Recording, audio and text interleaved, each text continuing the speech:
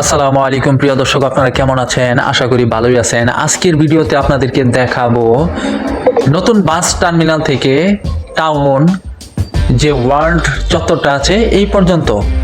প্রিয় দর্শক, ভিডিওটি প্রথম থেকে শেষ পর্যন্ত দেখার অনুরোধ রইল এবং দেখার আগে অবশ্যই আমার চ্যানেলকে একটি সাবস্ক্রাইব, ভিডিওটিতে একটি লাইক ও বেশি বেশি শেয়ার করবেন, এটা আপনাদের কাছে আমার অনুরোধ। তো চলুন ভিডিওটি শুরু করা যাক।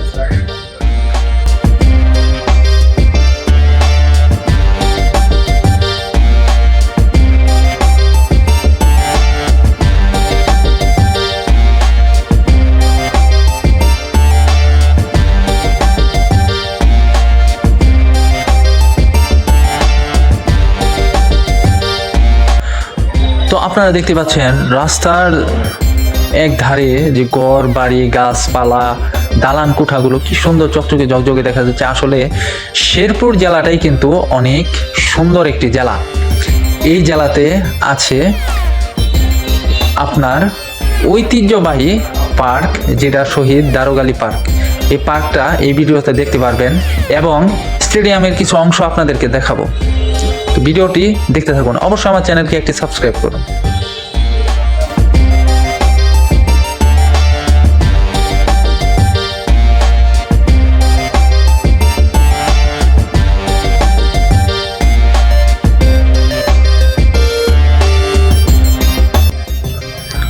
আপনারা কি জানেন এই শেরপুরটা কার নামে করণ করা হয়েছে? সেটা হচ্ছে যে শের আলী গাজী নামে এই শেরপুরটা করণ করা হয়েছে। আরেকটা নাম আছে, সেটা হচ্ছে গাজীর খামার। এটা এই শের আলী গাজী ব্রিটিশ আমলে তখন একদল হিন্দু সম্প্রদায়ের সাথে যুদ্ধ করেছিল এবং যুদ্ধ করে এই শেরপুর শহরটাকে তার আয়ত্তে শাসন আমলে নিয়ে আসে।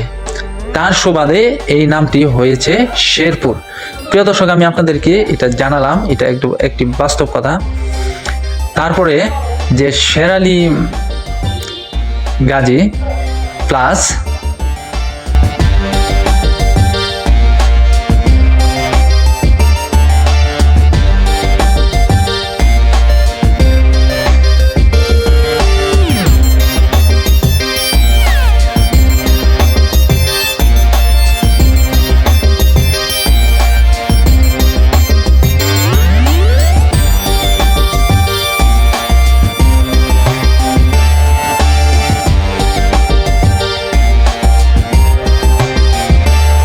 যে শের আলী গাজী এবং শহীদ দারোগা আলী ছিলেন একজন মুক্তিযোদ্ধা। তিনি 1971 সালে যুদ্ধ করেছেন এবং শহীদ হয়েছেন।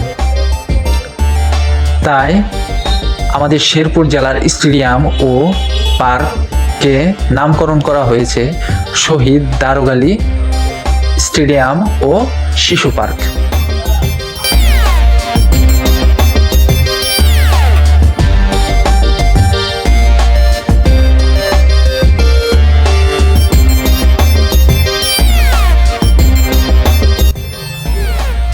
তো প্রিয় দর্শক, ভিডিওটি রোমাঞ্চকর বিষয় হলো যে আপনারা যারা টাউন দেখেননি, থানার মোড় নাম শুনেছেন কিন্তু দেখেননি, এই ভিডিওতে আপনারা দেখতে পারবেন এবং শহরটি কীরকম যে জনবহুল একটি বা জনাকীর্ণ শহর বা ব্যস্ত শহর, সেটাই আপনারা আজকে দেখতে পারবেন।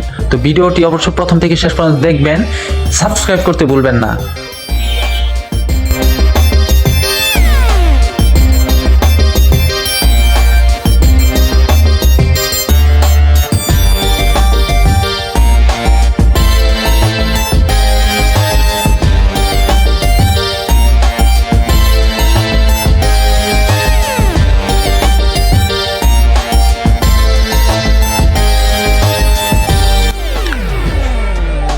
তো প্রিয় দর্শক, ভিডিওটা কেমন হয়েছে আপনারা অবশ্যই দেখে বুঝতে পারলেন।